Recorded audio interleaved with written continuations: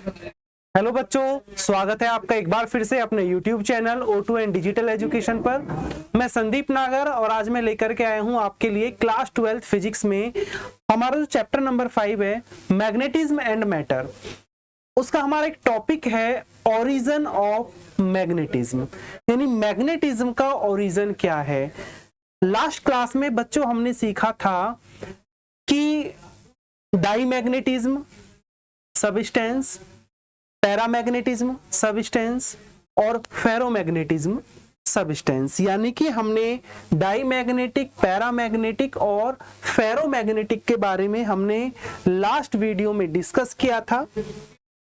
तो यहां पे फिर क्वेश्चन आता है आज की, अगर हम बात करें डाईमैग्नेटिज्म की या पैरामैग्नेटिज्म की या फिर फेरोमैग्नेटिज्म की, तो इनका ओरिजिन क्या है।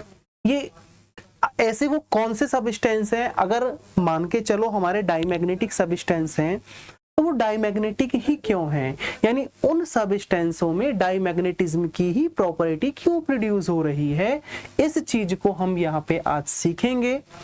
तो चलते हैं प्यारे बच्चों।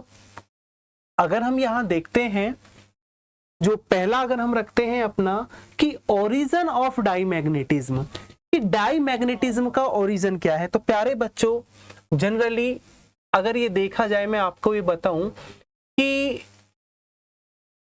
डाईमैग्नेटिज्म की जो प्रॉपर्टी है वो किस टाइप के सबस्टेंस में आपका प्रोड्यूस होगी, या फिर किस टाइप के सबस्टेंस आपका डाईमैग्नेटिज्म की प्रॉपर्टी को शो करते हैं। तो हम पीछे वाली क्लासों में, केमिस्ट्री में भी हमने सीखा है, फिजिक्स में भी, कि इलेक्ट्रॉन जो होते हैं न्यूक्लियस के अराउंड में क्या करते हैं, रिवॉल्व करते हैं। ठीक है, अपनी अलग अलग ऑर्बिट में इलेक्ट्रॉन क्या करते हैं, रिवॉल्व करते हैं। तो रिवॉल्विंग इलेक्ट्रॉन जिस भी ऑर्बिट की जो डिस्टेंस है आपका न्यूक्लियस से क्या होती है, ज्यादा होती है, तो न्यूक्लियस द्वारा अप्लाई किया गया जो अट्रैक्शन फोर्स है उस ऑर्बिट पे क्या होता है, कम, जिसकी वजह से जो आउटर ऑर्बिट के इलेक्ट्रॉन है वो इजीली क्या करते हैं, ब्रेक डाउन होकर के कहाँ जाते हैं, मेटल सरफेस से बाहर आ जाते हैं, इवन अपनी ऑर्बिट से। तो ऑर्बिट से तो बाहर निकल के आ जाते हैं, लेकिन वो सरफेस से जब बाहर नहीं निकल पाते हैं तो इन इलेक्ट्रॉनों को हम कहते हैं फ्री इलेक्ट्रॉन्स। क्या कहते हैं, फ्री इलेक्ट्रॉन्स। और जनरली कुछ सबस्टेंस हमारे ऐसे हैं कि जहां पर फ्री इलेक्ट्रॉन होते नहीं है, जिनके आउटर सेल में क्या होता है, कंप्लीट इलेक्ट्रॉन होते हैं, पेयर में होते हैं इलेक्ट्रॉन। तो हमारे ऐसे सबस्टेंस जिनके आउटर सेल में इलेक्ट्रॉन पेयर में होते हैं, उनमें ये हमारा डाईमैग्नेटिज्म की प्रॉपर्टी पाई जाती है। तो अगर हम बात करते हैं डाईमैग्नेटिज्म की, आप देख सकते हैं कि डाईमैग्नेटिज्म सबस्टेंस में क्या होता है कि जो इलेक्ट्रॉन्स हैं आकर इन पेयर्स, डाईमैग्नेटिज्म सबस्टेंस में इलेक्ट्रॉन पेयर्स में होते हैं। ठीक है, जिनमें क्या होता है कि एक इलेक्ट्रॉन अगर आपका क्लॉकवाइज रिवॉल्व करता है, मान के चलो जैसे ये आपका क्लॉकवाइज रिवॉल्व कर रहा है इलेक्ट्रॉन, तो दूसरा इलेक्ट्रॉन आपका क्या होगा, एंटी क्लॉकवाइज। यानी कि होता क्या है, डाईमैग्नेटिज्म सबस्टेंस में आपके इलेक्ट्रॉन्स है पेयर्स में। अब पेयर्स में होने के साथ साथ क्या है कि भैया एक इलेक्ट्रॉन जो है हमारा, अगर वो क्लॉकवाइज मूव करता है तो दूसरा इलेक्ट्रॉन हमारा मूव करेगा एंटी क्लॉकवाइज। तो होता क्या है, आप बिल्कुल इस डायग्राम के अकॉर्डिंग देख सकते हैं कि ये आपका क्लॉकवाइज मूव कर रहा है और ये है हमारा एंटी क्लॉकवाइज। तो इस वजह से क्या होता है, जो नेट मैग्नेटिक मूवमेंट है, क्या होता है, net magnetic movement, net magnetic movement क्या हो जाता है आपका, एटम का जीरो हो जाता है, यानी m की वैल्यू क्या हो जाती है, जीरो। ठीक है, क्योंकि जब एक इलेक्ट्रॉन क्लॉकवाइज है, अदर इलेक्ट्रॉन आपका एंटी क्लॉकवाइज है, तो इसका नेट मैग्नेटिक मूवमेंट क्या हो गया, जीरो, जैसा कि आप ये डायग्राम में देख भी सकते हैं। ठीक है, ये आपका मैग्नेटिक मूवमेंट की डायरेक्शन है कि आपका जहां एंटी क्लॉकवाइज है मैग्नेटिक मूवमेंट आपका डाउनवर्ड है, जहां क्लॉकवाइज है आपका मैग्नेटिक मूवमेंट अपवर्ड है। अब अगर आगे हम देखें फिर क्या होता है कि जब आप इन टाइप के सबस्टेंस को क्या करते हैं, एक मैग्नेटिक फील्ड में रखते हैं, एक आउटर मैग्नेटिक फील्ड में जब आप ये सबस्टेंस रखते हैं, तो फिर क्या होता है, आउटर या एक्सटर्नल मैग्नेटिक फील्ड में रखे जाने पर दोनों इलेक्ट्रॉनों में से एक इलेक्ट्रॉन की वेलोसिटी तो इंक्रीज हो जाती है और दूसरे की वेलोसिटी आपकी डिक्रीज हो जाती है। तो जिसकी वजह से क्या होता है, ये मान के चलें कि जो हमारा एंटी क्लॉकवाइज है इसकी वेलोसिटी क्या हो गई, डिक्रीज हो गई। ठीक है, क्लॉकवाइज का क्या है, ये इंक्रीज हो गया। ठीक है, तो इस वजह से क्या होता है कि जब वेलोसिटी चेंज हो गई, जिसकी वेलोसिटी आपकी डिक्रीज हुई है भैया, उसका मोमेंटम भी डिक्रीज हो जाएगा, है ना, और जिसकी वेलोसिटी इंक्रीज हुई उसका मोमेंटम क्या हो गया, इंक्रीज हो गया।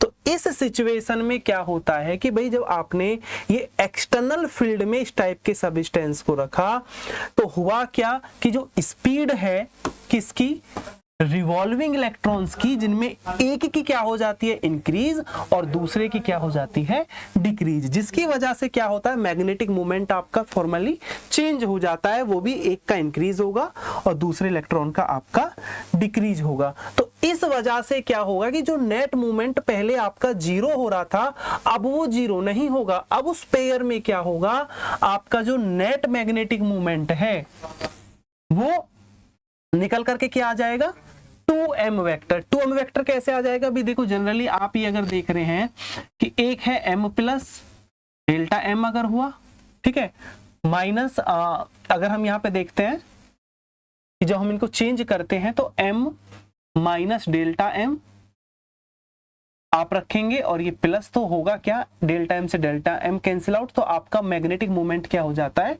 2m हो जाता है। क्या हो जाता है जी, 2m। ये हो गया जी 2 डेल्टा m वेक्टर।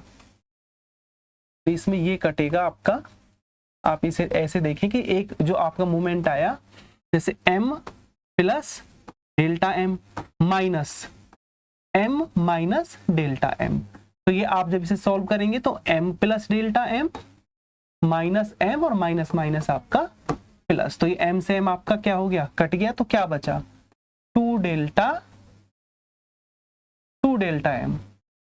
ठीक है, ये जो आपका है यहाँ पे, तो इसकी वजह से क्या हुआ, ये प्रोपोर्शनल होगा, किसके प्रोपोर्शनल होगा, फील्ड के बी वेक्टर के, but points in its opposite direction. क्या होगा, अपोजिट में। तो इसकी वजह से क्या होता है कि आपका जो सफिशिएंट मैग्नेटिक मूवमेंट है वो क्या होगा, induced in the diamagnetic sample in the opposite direction. यानी अब जो आपका नेट मैग्नेटिक मूवमेंट होगा वो मैग्नेटिक फील्ड की अपोजिट डायरेक्शन में मैग्नेटाइज होगा। तो इसी वजह से जो हमारे डाईमैग्नेटिक मटेरियल्स होते हैं, डाईमैग्नेटिक सब्सटेंस होते हैं, जब उन्हें किसी मैग्नेटिक फील्ड में रखा जाता है तो वो मैग्नेटिक फील्ड की अपोजिट डायरेक्शन में क्या होते हैं, अपोजिट डायरेक्शन में वो मूव करते हैं। ठीक है, तो यही है आपका।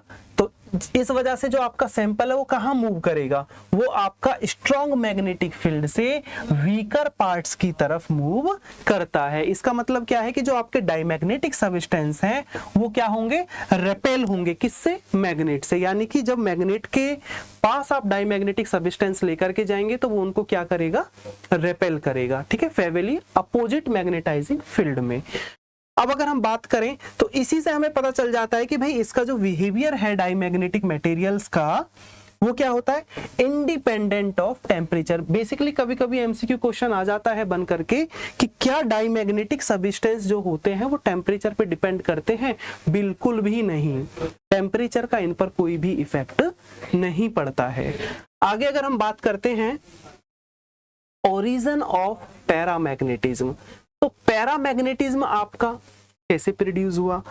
यहाँ पे क्या है बच्चों, जनरली जैसे डाईमैग्नेटिक में आपके इलेक्ट्रॉन क्या होते थे, पेयर में थे, यहाँ पे आपके कुछ इलेक्ट्रॉन नॉन पेयर में पाए जाते हैं। यानी होता क्या है जनरली कि जो मॉलिक्यूल्स हैं एक पैरामैग्नेटिक सब्सटेंस या पैरामैग्नेटिक मटेरियल्स में possesses a permanent magnetic movement, इनमें क्या होता है, एक परमानेंट मैग्नेटिक मूवमेंट होता है, either due to the presence of some unpair electron, क्योंकि इस टाइप के मटेरियल्स में हमारे अनपेयर इलेक्ट्रॉन होते हैं और उन अनपेयर इलेक्ट्रॉन्स की वजह से क्या होता है, इनमें एक परमानेंट मैग्नेटिक मूवमेंट क्या होता है, पहले से ही होता है।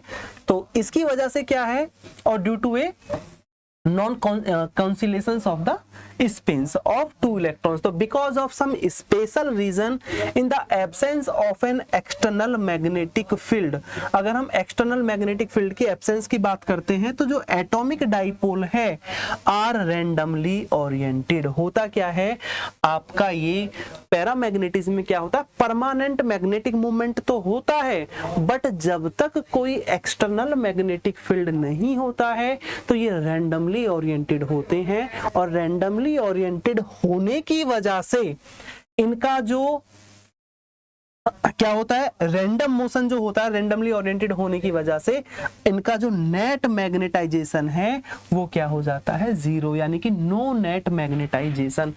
Magnetic movement, permanent magnetic movement होने के बाद भी इनका मैग्नेटाइजेशन जीरो हो जाता है। क्यों? क्योंकि ये रैंडमली होते हैं, ठीक है, और रैंडमली ओरिएंटेड होने की वजह से ही ये क्या हो जाता है, जीरो। जैसा कि आप थोड़ा सा डायग्राम अगर देखते हैं बिल्कुल इस तरीका से, ये वो सैंपल है पैरामैग्नेटिज्म का जहां पर एक्सटर्नल मैग्नेटिक फील्ड नहीं है। यहाँ पे क्या है, एक्सटर्नल मैग्नेटिक फील्ड आपका जीरो है, तो ये आपके रैंडमली ओरिएंटेड हैं, जिसकी वजह से नेट मैग्नेटाइजेशन क्या है, कुछ भी नहीं है, जीरो है। लेकिन जब आप इसको एक एक्सटर्नल मैग्नेटिक फील्ड में रखते हैं, या फिर मैं ये कहूं कि जब आप इसे क्या करते हैं, strong enough field B0 is applied and the temperature is low, यानी कि जब आप इन्हें क्या करते हैं, एक स्ट्रॉन्ग मैग्नेटिक फील्ड में या किसी एक्सटर्नल मैग्नेटिक फील्ड में रखते हैं और टेम्परेचर आपका क्या होता है, लो होता है, तो उस रीजन में क्या होता है कि सारे के सारे जो आपके, मैं ये कहूं कि जो आपके इलेक्ट्रॉन थे या फिर ये आपका जो मैग्नेटिक मूवमेंट था वो अलाइन हो जाता है एक ही डायरेक्शन में, ठीक है। एटॉमिक डाइपोल क्या होंगे, वो एक ही डायरेक्शन में क्या हो जाएंगे, अलाइन हो जाएंगे, जिसकी वजह से अब ये डायरेक्शन क्या होती है, ये वीक फील्ड से स्ट्रॉन्ग की तरफ होती है, ठीक है, वीक की तरफ, weak magnetic movement in the direction of the B0, तो the material tend to move from a weak field region to strong field region. Diamagnetism में क्या था, वो मूव कर रहा था स्ट्रॉन्ग से वीक की ओर, जबकि अब इस पैरामैग्नेटिज्म में क्या हो जाएगा, ये वीक फील्ड से स्ट्रॉन्ग की तरफ स्लोली मूव करने लगेगा, और इसी को तो पैरामैग्नेटिज्म हम बोलते हैं, है ना। तो क्लियर हो गया पैरामैग्नेटिज्म भी। अब अगर हम आगे बात करते हैं, इसका जो नेक्स्ट है हमारा ओरिजिन ऑफ फेरोमैग्नेटिज्म, यानी फेरोमैग्नेटिज्म क्या होता है। अच्छा बच्चों, फेरोमैग्नेटिज्म की ओरिजिन को हम डोमेन थ्योरी के नाम से भी बुलाते हैं। ये ऐसा भी आ सकता है कि explain the origin of ferromagnetism according to domain theory या in the terms of domains. तो डोमेन थ्योरी क्या है, ये इसमें हम सीखेंगे सारा। तो अगर यहाँ जनरली बात की जाए कि जो फेरोमैग्नेटिज्म की प्रॉपर्टी है, इसमें क्या होता है कि जो हमारे फेरोमैग्नेटिक मटेरियल्स होते हैं, जो एटम हैं, वो associated with large magnetic movement. होता क्या है, फेरोमैग्नेटिज्म की जो प्रॉपर्टी जिस मटेरियल्स में है आपका, तो ये जो फेरोमैग्नेटिक मटेरियल्स होते हैं इनमें एक लार्ज मैग्नेटिक मूवमेंट होता है। क्या होता है, लार्ज मैग्नेटिक मूवमेंट ऑलरेडी। तो इस magnetic movement of neighbouring atoms interact with each other, क्या करते हैं, लार्ज मैग्नेटिक मूवमेंट होने की वजह से अपने नाइबर से, जो इनके नेबर वाले जो क्या आप देखें कि जो एटम्स हैं उनके साथ क्या कर रही है, इंटरेक्ट कर रहे हैं, and align themselves spontaneously in a common direction over macroscopic region, ठीक है। और इन मैक्रोस्कोपिक रीजन में जो अपनी अलग अलग डायरेक्शन बना लेते हैं, इनको हम कहते हैं डोमेन। क्या कहते हैं, डोमेन। और ये जो डोमेन होते हैं, लगभग इनका जो साइज होता है वो 1 मिलीमीटर, कहाँ पे 10 की पावर 11 एटम में, यानी लगभग 10 की पावर 11 एटम्स के लिए डोमेन का साइज लगभग आपका 1 mm होता है। तो in the absence of any external magnetic field these domains are randomly oriented, so net magnetic movement is zero. लेकिन रीजन यहाँ पर भी यही है कि ये जो अलाइन हो रहे हैं एक साथ, जो ये ग्रुप बना रहे हैं जिनको हम डोमेन बोल रहे हैं, तो जब आप एब्सेंस ऑफ मैग्नेटिक फील्ड की बात करते हो तो इन डोमेन का भी जो नेट मैग्नेटिक मूवमेंट है वो क्या होता है, जीरो होता है। क्या होता है ये, जीरो। क्योंकि इस टाइप से ये होते हैं डोमेन, कि जो अपना अपना एक ग्रुप इन्होंने बना रखा है, ये वाला एक डोमेन, दूसरा, तीसरा, इस टाइप से, ठीक है। तो ये आपके डोमेन्स हैं। तो इनका नेट मैग्नेटिक मोमेंट क्या होता है? No net magnetic moment. कहां पे? In absence of external magnetic field. लेकिन आप जब इस फेरोमैग्नेटिक मटेरियल को कहां रखते हैं? एक मैग्नेटिक फील्ड में रखते हैं, तो ये जो आपके डोमेन है वो अपने आप को अलाइन करते हैं एक डायरेक्शन में, और वो डायरेक्शन कहां होगी? In the field leading to a strong magnetization. तो ये डोमेन जब अपने को एक डायरेक्शन में मूव करते हैं, और वो डायरेक्शन होती है वीक मैग्नेटिक फील्ड से स्ट्रॉन्ग मैग्नेटिक फील्ड की तरफ। कहां होती है? वीक से स्ट्रॉन्ग की तरफ। तो ये जो मटेरियल है, अगर आप इनमें देखें तो यहां पे इस तरीका से कि प्रॉपर जो आपके मैग्नेटिक मटेरियल है वो स्ट्रांगली क्या होंगे, जब अलाइन कर लेते हैं अपनी डायरेक्शन को। ये तो अनमैग्नेटाइज सैंपल है, ये आपका मैग्नेटाइज है बाय ग्रोइंग ए डोमेन्स, और ये आपका magnetization by rotation of domain, जो डोमेन रोटेशन करके स्ट्रॉन्ग मैग्नेटिक फील्ड की तरफ फिर मूव करने लगते हैं। और यही रीजन है कि जो हमारे फेरोमैग्नेटिक मटेरियल्स हैं वो क्या करते हैं? स्ट्रांगली और फास्टली वीक मैग्नेटिक फील्ड से स्ट्रॉन्ग मैग्नेटिक फील्ड की तरफ मूव करने लगते हैं। इसको हम डोमेन थ्योरी भी बोलते हैं। तो प्यारे बच्चों, ये ओरिजिन था किसका? डायमैग्नेटिज्म का। मैंने यहाँ डिस्कस किया, पैरा का किया और फेरो का किया। उम्मीद करता हूँ कि आपको थोड़ा समझ में आया होगा, लेकिन फिर भी अगर आपका कोई डाउट होता है तो डिस्क्रिप्शन में हमारे व्हाट्सएप की लिंक दी हुई होती है। आप उस व्हाट्सएप ग्रुप के माध्यम से हमसे जुड़कर भी अपने डाउट हमको शेयर कर सकते हैं, ठीक है, और उनका आप सॉल्यूशन पा सकते हैं।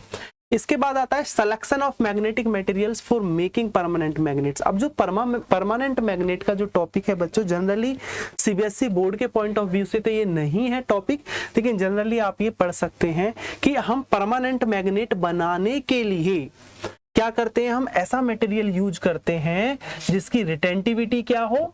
हाई हो। क्या हो जी? रिटेंटिविटी हाई हो। कोरिसिविटी क्या हो? हाई हो, ठीक है, और उसकी परमेबिलिटी भी क्या हो? हाई हो। जैसा कि आपका कोबाल्ट है, स्टील है, कार्बन स्टील है, और आपका एलेनिको है, और आपका टिकोनॉल है।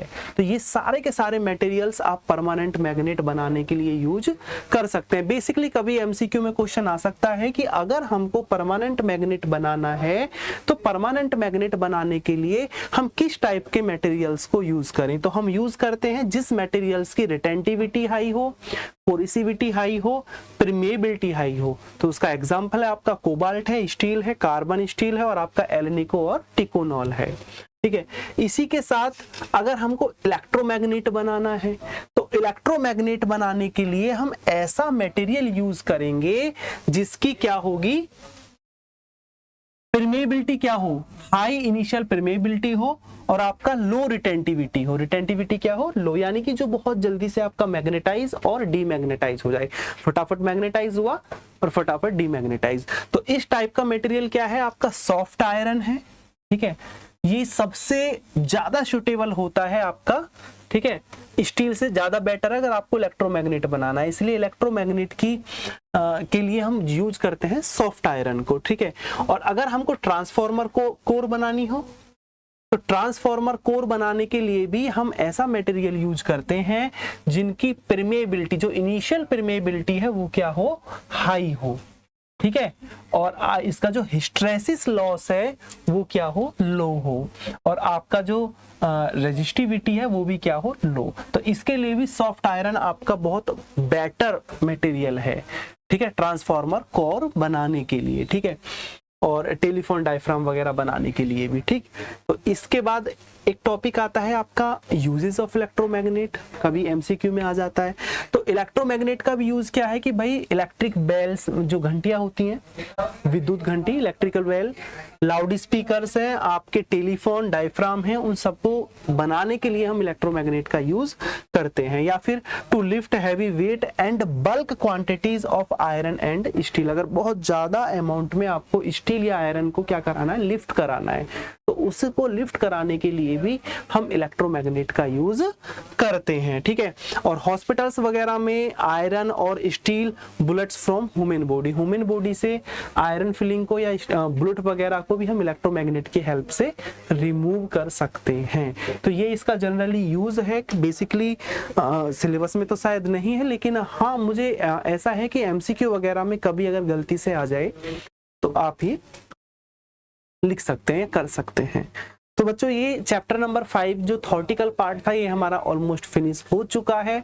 अब हम इस चैप्टर के एनसीईआरटी के एक्सरसाइज है उसमें जो हमें न्यूमेरिकल्स दिए हुए हैं, नेक्स्ट जो आपका हमारा जो नेक्स्ट वीडियो होगी उसमें हम उस चीज को डिस्कस करेंगे। ठीक है, तो उम्मीद करता हूँ आपको ये अच्छा समझ में आया होगा। मिलते हैं अपनी नेक्स्ट वीडियो में। धन्यवाद।